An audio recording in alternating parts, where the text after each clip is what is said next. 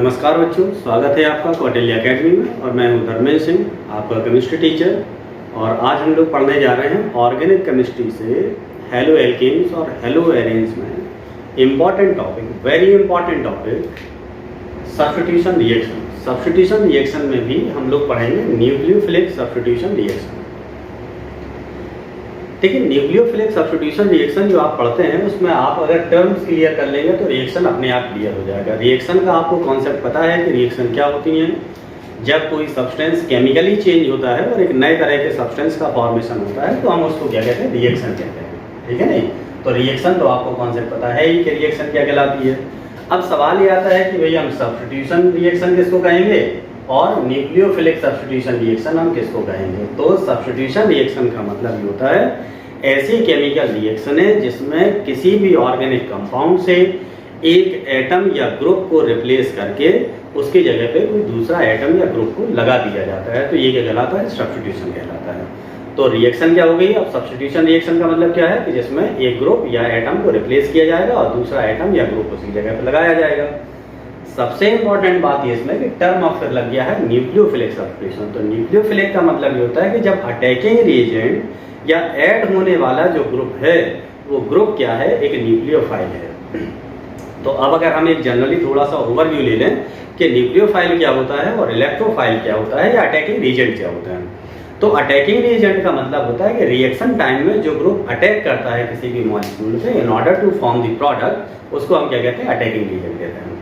अब attacking reagent अगर nucleophile है तो न्यूक्लियोफाइल का मतलब क्या होता है कि nucleus loving species are called nucleophile, right. Nucleus loving species are called nucleophile, यानी कि ये वो स्पीसीज होंगी जिन पे चार्ज नेगेटिव होगा। तो negatively charge species are called nucleophile. They attack on the positive charge density. ये किस पे अटैक करेंगी, पॉजिटिव चार्ज डेंसिटी पे। इलेक्ट्रोफाइल्स वो अटैकिंग रिएजेंट होते हैं जो कि इलेक्ट्रॉन लविंग होते हैं, यानी कि ऐसी साइड पे अटैक करते हैं जहाँ पे चार्ज नेगेटिव होता है। यानी कि इलेक्ट्रोफाइल खुद पॉजिटिवली चार्ज होती है और नेगेटिव चार्ज लविंग होती है। ऐसी डेंसिटी पे, ऐसी जगह पे अटैक करते हैं जहाँ पे नेगेटिव चार्ज डेंसिटी ज़्यादा हो। फ्री रेडिकल्स में भी another option for the chemical reactions to take place as a substitution reaction, उसको हम फ्री रेडिकल सब्स्टिट्यूशन रिएक्शन भी कहते हैं। तो substitution reaction depending upon the attacking reagent तीन तरह का है, nucleophilic substitution reaction, electrophilic substitution reaction and free radical substitution reaction. तो अभी हम पढ़ रहे हैं न्यूक्लियोफिलिक सब्स्टिट्यूशन रिएक्शन जिसमें अटैकिंग रिएजेंट क्या होगा, न्यूक्लियोफाइल होगा। तो हम डेफिनेशन अब क्लियर कर लें कि what is a nucleophilic substitution reaction, a chemical reaction in which attacking reagent is a nucleophile.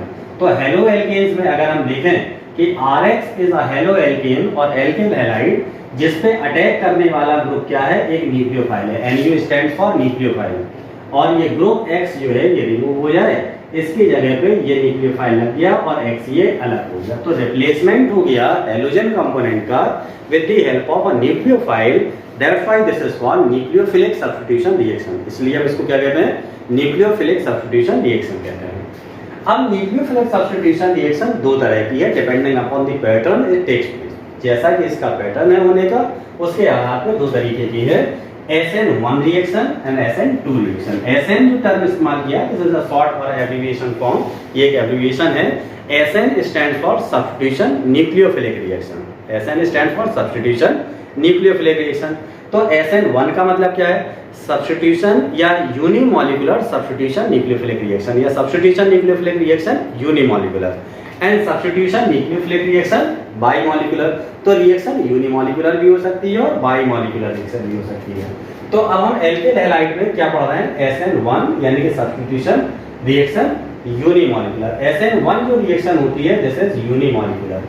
Unimolecular से मतलब ये होता है कि जिस ऐसी सब्स्टिट्यूशन न्यूक्लियोफिलिक रिएक्शन जिनमें रिएक्शन का जो रेट होता है वो किसी एक ही स्पीसीज पे या एक ही मॉलिक्यूल पर डिपेंड करता है, उसको हम यूनिमॉलिक्यूलर रिएक्शन कहते हैं। Right, SN1 reaction is unimolecular, rate of reaction depends on one molecule and the one molecule is the alkene halide. अगर हम एल्केन हैलाइड में पढ़ रहे हैं तो ये रिएक्शन किस पे निर्भर करेगी, एक ही मॉलिक्यूल पर रिएक्शन करेगी, निर्भर करेगी, इसलिए हम इसको क्या कहते हैं, unimolecular reaction. And substitution reaction जो बाईमॉलिक्यूलर है, यानी SN2 जो रिएक्शन है दैट इज बाईमॉलिक्यूलर इन नेचर। ये इसमें जो रेट ऑफ रिएक्शन है वो दो स्पीसीज पर निर्भर करता है, यानी कि दो ऐसी स्पीसीज होती हैं जिन पर रिएक्शन निर्भर करता है, तो उसको हम क्या कहते हैं, बाई मॉलिक्यूलर रिएक्शन। तो बाई यानी SN2 is a by molecular reaction, SN1 is a unimolecular reaction. ये एक मॉलिक्यूल पर रेट ऑफ रिएक्शन निर्भर करता है और इसमें रेट ऑफ रिएक्शन दो मॉलिक्यूल पर निर्भर करता है। इस रिएक्शन में SN1 रिएक्शन में कार्बोकैटायन का फॉर्मेशन होता है। नंबर एक इंपॉर्टेंट बात ये है कि कार्बोकैटायन का फॉर्मेशन होता है और इस SN2 रिएक्शन में ट्रांजिशन स्टेट का फॉर्मेशन होता है। क्या होता है? ट्रांजिशन स्टेट का फॉर्मेशन होता है। ट्रांजिशन स्टेट बनती है तब फिर जो है मॉलिक्यूल का फॉर्मेशन होता है। तो first difference is bimolecular, unimolecular. Carbocation का फॉर्मेशन होता है SN1 में, इसमें क्या होता है? ट्रांजिशन स्टेट का फॉर्मेशन होता है। SN1 रिएक्शन को हम लोग पहले विद एग्जांपल क्लियर कर लेते हैं कि SN1 रिएक्शन हम इसको क्यों कहते हैं और ये कैसे होती है। एल्केल हैलाइड जो होते हैं वो प्राइमरी, सेकेंडरी और टर्सरी नेचर के होते हैं। एल्केल हैलाइड के जो रिएक्शन है इनका ऑर्डर भी अलग होता है। जैसे प्राइमरी एल्केल हैलाइड, सेकेंडरी एल्केल हैलाइड और टर्सरी एल्केल हैलाइड, तीनों को अगर हम देखें तो तीनों का नेचर SN1 और SN2 रिएक्शन के लिए अलग अलग होता है। इसको हम क्या कहते हैं? रिएक्टिविटी ऑर्डर कहते हैं। क्या कहलाएंगे? Reactivity order. अगर हम एल्केल हैलाइड का SN1 रिएक्शन के लिए देखें, रिएक्टिविटी ऑर्डर, तो SN1 रिएक्शन अगर हम देखें तो प्राइमरी एल्केल हैलाइड या मेथिल एल्केल हैलाइड के लिए सबसे ज्यादा होगा, टर्सरी एल्केल हैलाइड, 3 डिग्री एल्केल हैलाइड के लिए SN1 रिएक्शन का रेट सबसे ज्यादा होगा, यानी कि सबसे ज्यादा रिएक्टिव होगा। इससे कम रिएक्टिव होगा 2 डिग्री एल्केल हैलाइड, इससे कम रिएक्टिविटी शो करेगा प्राइमरी एल्केल हैलाइड यानी कि 1 डिग्री एल्केल हैलाइड, और 1 डिग्री एल्केल हैलाइड से कम रिएक्टिव होगा methyl halide. Right, this is what the reactivity order for SN1 reaction. किसी भी SN1 रिएक्शन के लिए एल्केल हैलाइड्स का रिएक्टिविटी ऑर्डर ये होता है।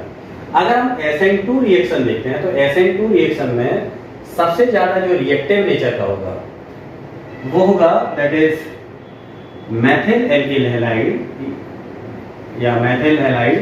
इससे ज्यादा रिएक्टिव होगा, ये सबसे ज्यादा रिएक्टिव होगा, इससे कम रिएक्टिव होगा कोई भी प्राइमरी या 1 डिग्री एल्केल हैलाइड, और इससे कम रिएक्टिव होगा 2 डिग्री एल्केल हैलाइड,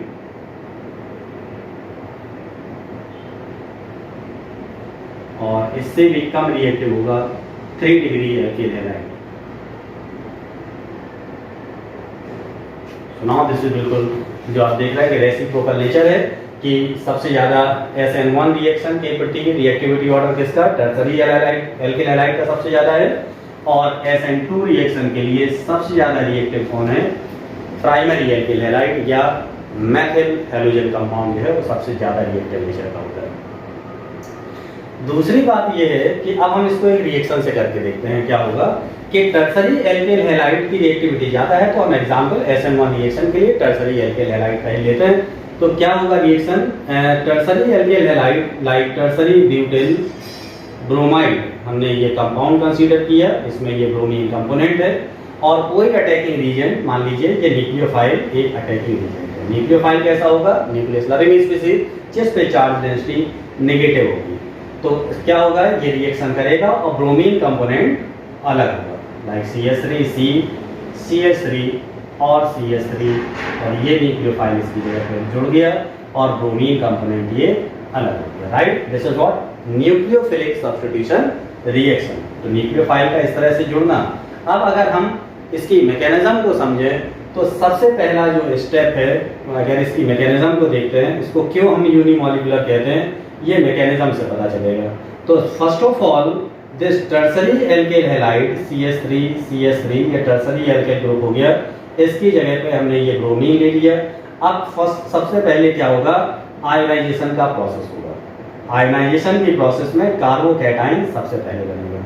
तो क्या होगा? ये जो बॉन्ड लगा है कार्बन और ब्रोमीन के बीच में, this bond will be broken down heterolytically and both the electrons will be taken up by the bromine. As a result, tertiary butyl carbonium ion is formed. क्या बनेगा? ये tertiary butyl carbonium ion का formation होगा, और bromine component bromide ion के form में इस तरह से अलग हुआ।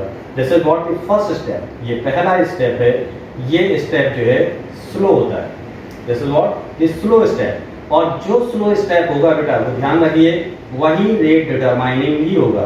क्या होता है? Rate determining. रेट डिटरमाइनिंग का मतलब होता है कि ऐसा स्टेप जो केमिकल रिएक्शन की स्पीड को डिसाइड करता है उसे हम क्या कहते हैं? रेट डिटरमाइनिंग स्टेप कहते हैं। जैसे किसी क्लासरूम में एक बच्चा सबसे वीकर बॉय है, वीकर स्टूडेंट है, तो he will decide the speed of the class, वो क्लास की स्पीड को डिसाइड करेगा। तो यहाँ जो स्लोएस्ट स्टेप है that is the ionisation step and this is the rate determining step. तो पहले स्टेप में क्या फॉर्मेशन हुआ? कार्बोकैटायन का फॉर्मेशन होता है। दूसरा step, this is what the first step, and second step is fast step जिसमें न्यूक्लियोफाइल अटैक करेगा। तो क्या होगा कि टर्सरी ब्यूटेन, ये जो कार्बोनियमाइन फॉर्म हुआ है, टर्सरी ब्यूटेन कार्बोनियमाइन CH3 इस पे अटैक करने वाला है कौन सा? एक न्यूक्लियोफाइल, ये जिस पे चार्ज क्या है? नेगेटिव है। तो this will easily react with the positive charge density और न्यूक्लियोफाइल इसकी जगह पे जुड़ जाता है, CH3C, CH3 and CH3 and now it is what? Nucleophile जुड़ा इस तरह से। This is what the second step. और सेकंड स्टेप में क्या है? This is fast step. तो दो स्टेप में रिएक्शन कंप्लीट होती है, एक होता है स्लो स्टेप और दूसरा होता है fast step. First step is a slow step and second step is a fast step. This is order of reaction. अगर हम देखें इस तरह की केमिकल रिएक्शनों में तो थर्ड पॉइंट हम मेंशन कर सकते हैं, it is first order reaction. क्या है ये? First order reaction. अगर फर्स्ट ऑर्डर रिएक्शन है तो rate of reaction is directly proportional to dx upon dt that is equal to k and active mass of alkyl halide। किसी एक ही compound पे reaction का रेट निर्भर करता है, इसलिए इसको हम क्या कहते हैं? यूनिमॉलिक्यूलर रिएक्शन कहते हैं। तो substitution nucleophilic reaction which is unimolecular is first order reaction. ये तो SN1 रिएक्शन जो होती हैं वो कैसी होती हैं? यूनिमॉलिक्यूलर होती हैं। ऑर्डर ऑफ रिएक्शन 1 होता है इनका, कार्बोकैटायन का फॉर्मेशन होता है। तो इस तरह से ये क्या है? This is SN1 reaction. लेकिन जब इस तरह से आयनाइजेशन की प्रोसेस ना हो और प्राइमरी एल्किल हैलाइड रिप्लेसमेंट की प्रोसेस में या सब्स्टिट्यूशन की प्रोसेस में जाएगा तो क्या फॉर्म करेगा? SN2 रिएक्शन फॉर्म करेगा। SN2 रिएक्शन में क्या बनता है? ट्रांजिशन स्टेट का फॉर्मेशन होता है। कैसे?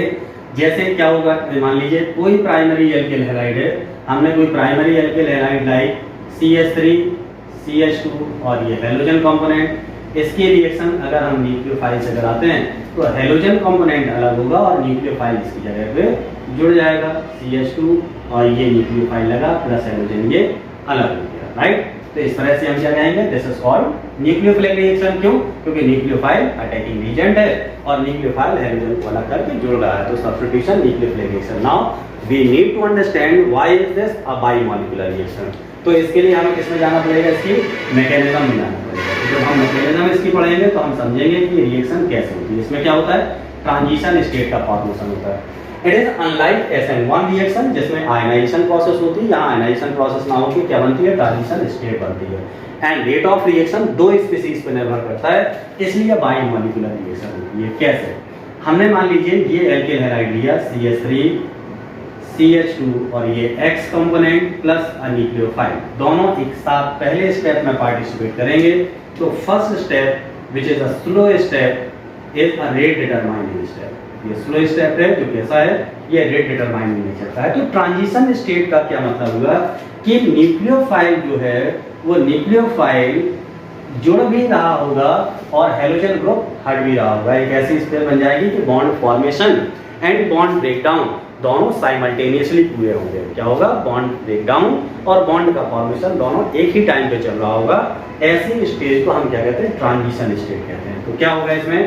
CH2 ये CH3 हमने ये अलग ले लिया, तो यहाँ क्या हो रहा है कि न्यूक्लियोफाइल ये इस तरह से ये हैलोजन ग्रुप ये अलग भी हो रहा है और न्यूक्लियोफाइल जो है वो जुड़ भी रहा है, like this. This is called transition state. क्या बन गई? ये ट्रांजिशन स्टेट बन गई। This is partially negative, this is partially positive, this is partially negative. यानी कि कार्बन और हैलोजन के बीच का बॉन्ड टूट भी रहा है और बन भी रहा है। यहाँ पे ये बॉन्ड टूट भी रहा है और बन भी रहा है, ऐसा समझ लीजिए। या ये कहते हैं हम कि कार्बन और हाइड्रोजन के बीच का बॉन्ड टूट जाएगा और कार्बन और न्यूक्लियोफाइल के बीच का बॉन्ड बन जाएगा, तो ये स्टेज जिस टाइम पे चल रही है उसको हम ट्रांजिशन स्टेट कहते हैं। This is called transition state. अब ट्रांजिशन स्टेट बनने के बाद जब ये बॉन्ड टूट जाएगा तो ये ग्रुप अलग हो गया और मैथिल इस ग्रुप कार्बन के साथ में ये न्यूक्लियोफाइल ऐड हो जाएगा। तो CH2 ये CH3 और इस तरफ जो है ये न्यूक्लियोफाइल ये ऐड हो गया प्लस ये हाइड्रोजन कंपोनेंट अलग हो गया, राइट। तो this is what transition state का फॉर्मेशन हो रहा है, तब जाके सब्स्टिट्यूशन रिएक्शन हो रही है। इसलिए इस रिएक्शन को हम क्या कहते हैं बाइमोलिकुलर। क्यों?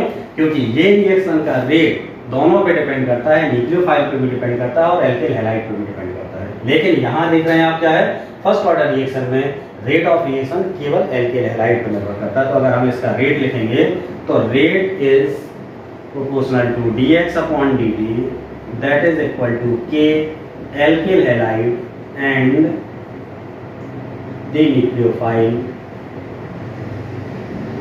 दोनों पे निर्भर करता है। तो इसलिए ये क्या हो गया, this is a bimolecular reaction. Transition state होती है, बाइमोलिकुलर रिएक्शन होती है, this is second order reaction. तो SN1 रिएक्शन जो है वो फर्स्ट ऑर्डर रिएक्शन है, तो SN2 reaction second order reaction, this is what second order reaction.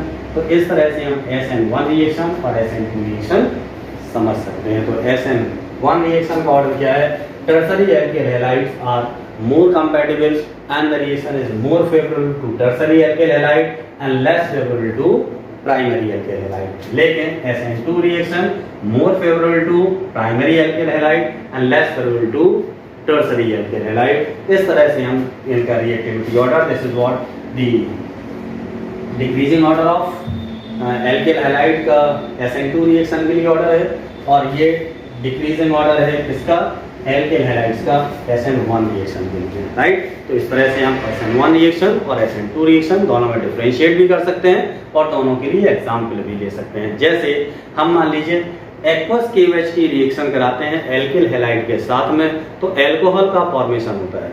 तो टर्सरी एल्किल हैलाइड एल्कोहल जो बनाते हैं वो जल्दी बनाते हैं SN1 रिएक्शन के अकॉर्डिंग, और प्राइमरी एल्किल हैलाइड अगर SN2 रिएक्शन हम कराएंगे, ये SN2 रिएक्शन होती है, तो इसमें प्राइमरी एल्किल हैलाइड का ऑर्डर ऑफ रिएक्टिविटी ज़्यादा होगा।